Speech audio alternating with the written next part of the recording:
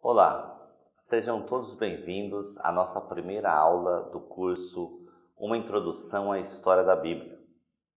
Nesse curso, nós trataremos temas muito interessantes, principalmente para você que quer descobrir coisas acerca da história da Bíblia, como ela foi composta, como que os livros que organizam a Bíblia vieram a ser escritos, vieram a ser compostos.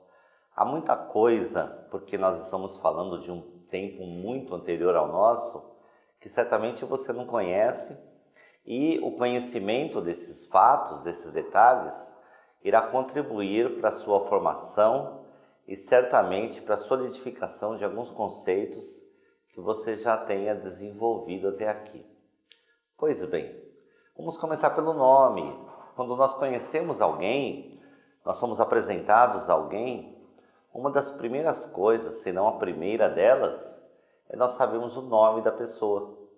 Você é apresentado a João, Pedro, Maria, Silvia, José, enfim.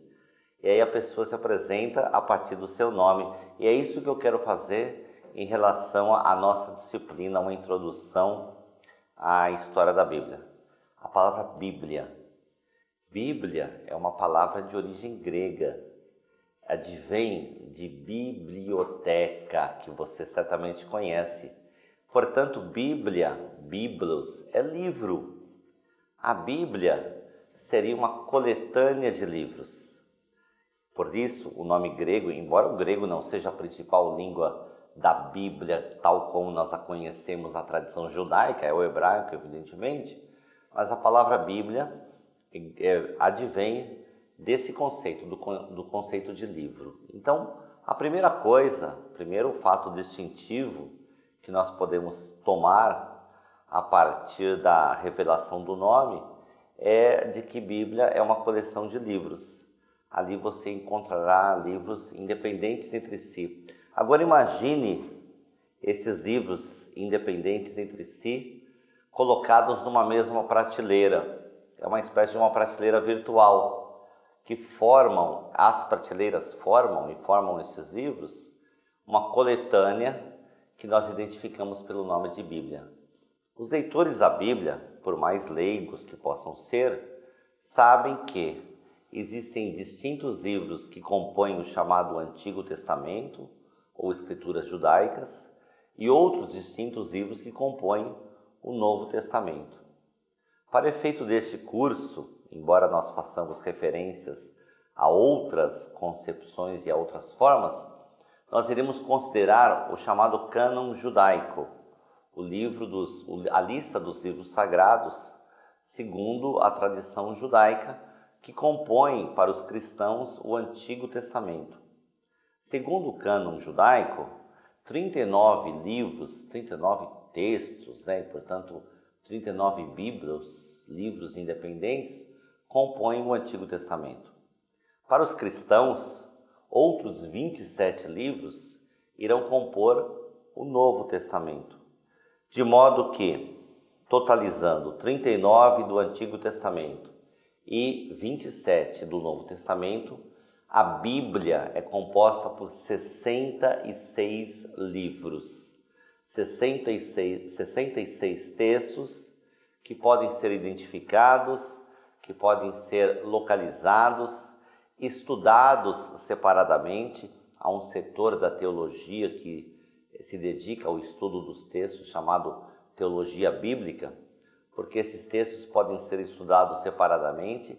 E mais do que isso, mais do que tudo, é possível hoje, através dessa teologia bíblica, que se serve de setores da ciência, como por exemplo a exegese, a hermenêutica, que lidam com a tradução e a interpretação dos textos, esses textos podem ser conhecidos não só no seu conteúdo, na sua forma, mas também na sua origem, no que se refere aos autores, ou ao autor em particular de cada um. Enfim, na atualidade, a cultura bíblica está bastante desenvolvida. Mas para tudo que nós façamos e para todos os conhecimentos que nós queiramos desenvolver, é preciso partir desse primeiro passo que eu estou sugerindo a vocês, ou seja, compreender que a Bíblia é uma coletânea de livros, como disse a vocês, 66 livros, divididos em dois grandes grupos. O chamado Antigo Testamento, que para a comunidade judaica representa as Escrituras, e o Novo Testamento, que é o testemunho da comunidade cristã, a vida da comunidade cristã. Nessa primeira aula, como nós estamos no momento introdutório, no momento de apresentação, eu quero falar um pouquinho sobre o formato em que estão dispostos esses 66 livros. E vamos começar pelo Antigo Testamento, pelos livros que compõem o Antigo Testamento. Eu estou falando assim Antigo Testamento porque eu estou usando uma nomenclatura, um jeito de falar que é próprio das formas cristãs, dos grupos cristãos. Mas como eu já disse algumas vezes, seria correto também, ou até mais correto, identificar um Antigo Testamento com os escritos judaicos. No Antigo Testamento, ou nos escritos judaicos, nós temos três partes distintas, que são muito bem localizadas no texto bíblico. A primeira delas, a mais simbólica, a mais, podíamos dizer até a mais importante, porque concentra o cerne, a espinha dorsal da religião do judaísmo, é a Torá, é a lei. Os livros da lei, os livros da Torá, Torá é a palavra hebraica que corresponde à lei, ao regimento, são os primeiros 5 livros das Escrituras judaicas, são os primeiros 5 livros do Antigo Testamento. Gênesis, Êxodo, Levíticos, Números e também Deuteronômio. Esses 5 livros estão cheios de simbolismos, primeiramente pelo seu nome. Na antiguidade, era comum dar o nome a um livro ou identificá-lo pela primeira palavra que aparecia na redação. Por isso, por exemplo, o livro do Gênesis, o primeiro livro da Bíblia, é assim chamado Gênesis porque a primeira palavra que aparece no primeiro capítulo, no primeiro versículo, Breshit. Breshit é uma palavra hebraica que significa no início, ou seja, na Gênese. Breshit bara Elohim são as primeiras frases, as primeiras palavras do livro do Gênesis, que quer dizer, no princípio criou Deus, os céus, a terra, e aí passam-se as narrativas da criação. Nós encontramos, portanto, este primeiro texto como chamado, como denominado livro do Gênesis, e assim sucessivamente. O livro do Êxodo, porque se refere ao êxodo do povo de Israel do Egito, o livro de Levíticos e Números, que dizem respeito muito proximamente às leis de organização, de acampamento, de peregrinação do povo de Israel no deserto. E por último, o livro de Deuteronômio, que de maneira quase que inusitada na tradição judaica, é uma palavra grega, deuteros, significa segundo, o que veio depois do primeiro. E nomos, também do grego, é lei. Deuteronomos, a segunda lei, é um livro dedicado a uma espécie de disposições transitórias. Por quê? Porque nos livros anteriores, Êxodo, Levíticos e até mesmo Números, estão as leis dadas a Moisés, dadas aos líderes judeus, israelitas, para ser mais exato. E o livro de Deuteronômio é uma espécie de sistematização da lei. Muitos textos são reproduzidos, isto é, são colocados novamente.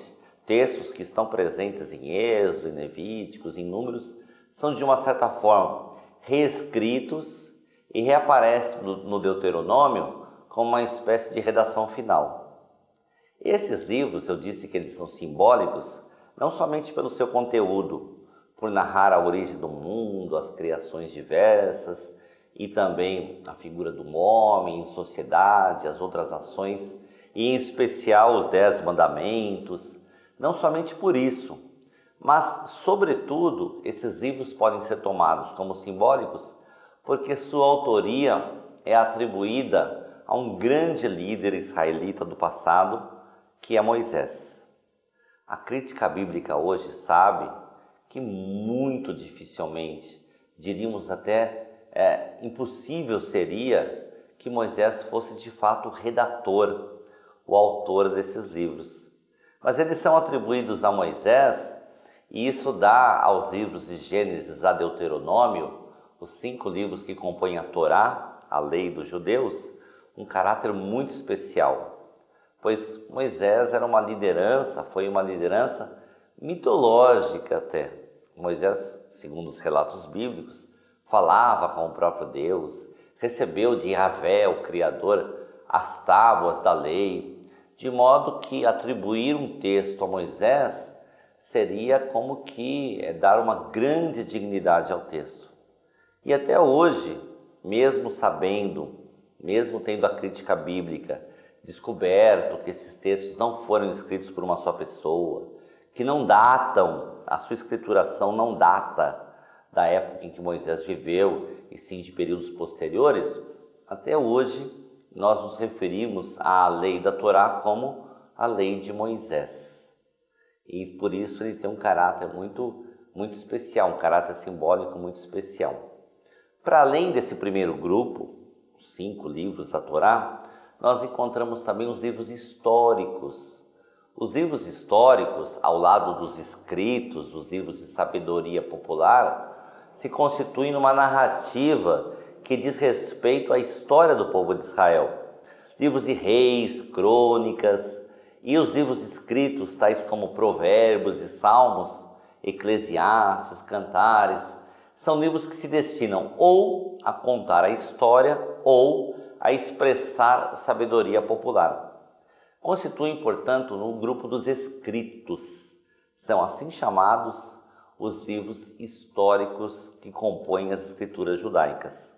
Eles têm um caráter especial, talvez um pouco diferente do valor que nós atribuímos, ou desvalor, muitas vezes, que atribuímos à história nos dias de hoje. Porque os livros históricos tinham a finalidade de educar os mais jovens. Através de ouvir e de ler a história, as novas gerações aprendiam não somente a gramática da leitura, da escrita, mas aprendiam também, ao mesmo tempo, os valores que compunham, que formavam uma dada nacionalidade, uma dada etnia. Então vejam que esses textos são textos que não são meramente especulativos.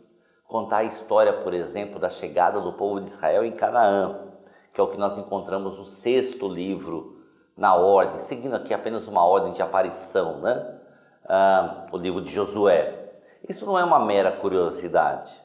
O leitor e o ouvinte, vale lembrar que na antiguidade também muita gente não sabia ler, eles ouviam a leitura do texto, então o ouvinte ou até mesmo o leitor, eles aprendiam valores ao entrar em contato com a história. Não era uma mera especulação, não se tratava apenas de uma mera curiosidade. E assim acontecem com os livros chamados de reis, crônicas e, como eu mencionei há pouco, os livros da sabedoria popular, Provérbios, Eclesiastes, Cantares, que são livros que retratam um conhecimento que não é um conhecimento formal. A pessoa não ia na escola, nem havia escola, para aprender as coisas que estavam ali, mas elas eram passadas de geração a geração, de pai para filho. Dentre esses escritos, existem também os livros dos Salmos, que eram livros litúrgicos, textos dedicados à liturgia, à manutenção do culto, à celebração, aos cantos, de modo que esse segundo conjunto que eu estou mencionando, ele é formado por textos muito importantes. No transcorrer do nosso curso, nós iremos estudar alguns deles, no mínimo em relação à sua autoria e à maneira como eles chegaram ao estágio que estão hoje, e todos poderão ver e poderão partilhar da sua importância. Portanto, temos a Torá, a lei, os escritos e um terceiro grupo de suma importância que compõe, finalmente, nessa breve divisão que eu faço do Antigo Testamento, são os textos proféticos. Os textos cujas autorias são atribuídas a profetas. Há até uma pequena divisão entre eles, os textos mais longos Em extensão mesmo, em número de capítulos, são chamados de profetas maiores. E os textos menores, os de menor extensão, são chamados de profetas menores. É uma divisão curiosa, porque não diz respeito à importância do texto. Não quer dizer que um seja mais importante do que o outro, mas diz respeito somente à extensão de cada um dos textos. Portanto, o grupo dos profetas seria o terceiro grupo, que nós também analisaremos com vagar no nosso curso, que compõe as escrituras judaicas ou o Antigo Testamento, como nós nos referimos até aqui. Portanto, nós temos aí três grupos: Torá, os escritos históricos, da literatura sapiencial também, e os profetas. Bem, este é mais ou menos o desenho do Antigo Testamento. E o Novo Testamento? Bem, primeiro ele recebe esse nome de Novo Testamento porque, evidentemente, se trata de uma reformulação dos escritos sagrados a partir da ótica do cristianismo. O Novo Testamento é composto por 27 livros, sendo que 4 desses 27 livros, apresentados logo na abertura do Novo Testamento, são os evangelhos de Mateus, Marcos, Lucas e João. Os evangelhos são biografias da figura de Jesus de Nazaré. Jesus, o fundador do cristianismo, podemos chamá-lo assim, ele tem a sua vida biografada, escrita por 4 diferentes escolas que recebem nomes de autores: Mateus, Marcos, Lucas e João. A teologia bíblica também já avançou bastante nesse campo, e é possível saber, por exemplo, que não foram pessoas com nomes de Mateus, Marcos, Lucas e João que escreveram os textos. Também é possível saber que a ordem que eles nos são apresentados, Mateus em primeiro lugar, Marcos em segundo, Lucas em terceiro e por fim o livro de João, não corresponde exatamente à ordem de escrita desses textos. O texto mais antigo dos evangelhos é o Evangelho de Marcos, que também é o menor, tem apenas 16 capítulos. Mateus e Lucas, mais extensos, e por último João, que é o mais jovem dos evangelhos, como nós veremos, constituem uma unidade. Os 3 primeiros, Mateus, Marcos e Lucas, são chamados de sinóticos, palavra grega que significa da mesma ótica, porque reproduzem mais ou menos os mesmos acontecimentos. E João, o 4º evangelho, que não guarda muita relação literária com os outros 3, conta outras histórias sobre Jesus, mas de uma certa forma eles podem ser tomados no grande grupo das biografias de Jesus. À parte dos textos dos evangelhos, nós temos o texto histórico de Atos dos Apóstolos, rigorosamente o único texto histórico, o único livro histórico dos 27 que compõem o Novo Testamento. À parte desses, portanto, nós temos as cartas, as chamadas cartas pastorais, as cartas católicas. Essa palavra significa universal. Então, há algumas cartas que são dirigidas a indivíduos, como cartas a Timóteo, Tito, e há cartas que são cartas universais, cartas dirigidas às vezes a igrejas em particular ou à comunidade cristã de um modo geral, como é o caso da carta de Tiago, cartas de João, e até mesmo o livro enigmático de um gênero chamado apocalíptico, o último livro que compõe a coleção dos 27 livros do Novo Testamento, o livro do Apocalipse. Esse é um capítulo à parte, porque o Apocalipse pertence a um gênero literário, isto é, a um jeito de escrever. Embora exista somente um livro do Apocalipse no Novo Testamento, o gênero já estava presente no Testamento anterior. Há um livro do Antigo Testamento chamado Livro de Daniel. Ele pertence ao mesmo gênero apocalíptico. O que era o gênero apocalíptico? Eram textos que intencionavam trazer um conforto, um consolo para a comunidade sofredora. Pessoas que passavam por perseguição, passavam por privações, por dificuldades, em meio a guerras, a perseguições, desenvolveram um gênero literário particular que dentre outras possibilidades de definição, dizia que, apesar das dores do tempo presente, eles seriam recompensados no futuro. Essa é a ideia do livro do Apocalipse: superar a dor do presente para ser agraciado no futuro com bênçãos, com alegrias, com salvação. O Novo Testamento tem um livro que tem até esse nome, Apocalipse, palavra grega que significa revelação, atribuída a João, um exilado em uma ilha grega, supostamente por sua fidelidade ao Evangelho de Jesus Cristo. De modo que, na composição do Novo Testamento, nós temos os Evangelhos, o livro histórico de Atos dos Apóstolos, como o próprio nome está dizendo, né? São os atos, as ações dos primeiros fundadores da igreja cristã. Temos as cartas, muitas delas atribuídas a Paulo, talvez o mais proeminente teólogo do Novo Testamento, outras atribuídas a outros autores, e o livro do Apocalipse, que é um livro que corresponde a um gênero literário específico, conforme nós dissemos há pouco. Este é o viés, este é o raio-x do Novo Testamento. Um pouco menor em extensão do que o Testamento anterior, do que as Escrituras judaicas, mas simbolicamente muito mais representativo para o Ocidente cristão.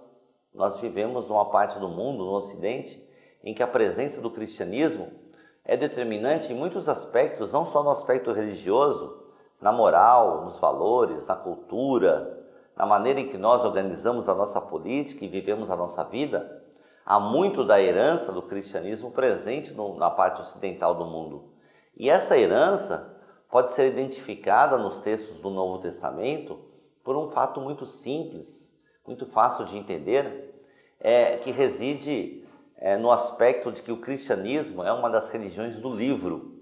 A exemplo do judaísmo e mais tarde do Islã, são religiões que pautam as suas ações, que organizam as suas doutrinas a partir da leitura de um livro, no caso dos cristãos, a Bíblia, a junção do Antigo e do Novo Testamento.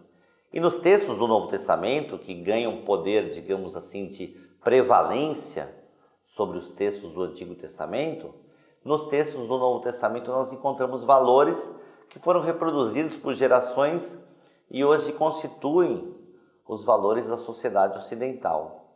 Qual é o propósito do nosso curso? Por onde nós passaremos?